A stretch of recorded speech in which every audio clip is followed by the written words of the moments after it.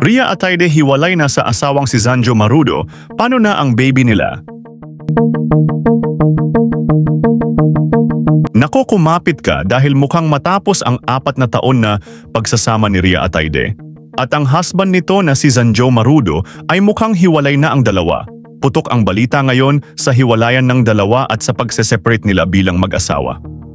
May malaking pagsubok raw ng problema ang dumating kay Ria at Zanjo ngayon. Tinalakay yan ng Abante News kung saan natanong nila kung hiwalay na ba ang dalawa.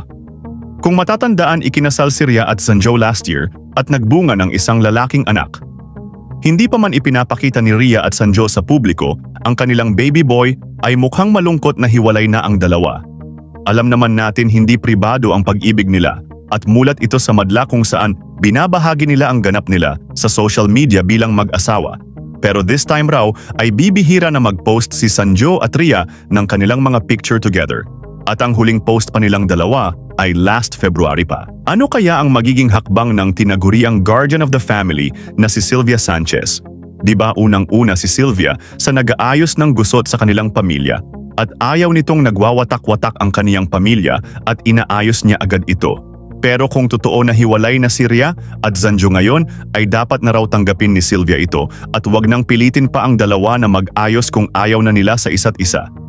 Tikom pa rin hanggang ngayon ang dalawa, especially si Ria, sa balitang hiwalay na sila ni Zanjo.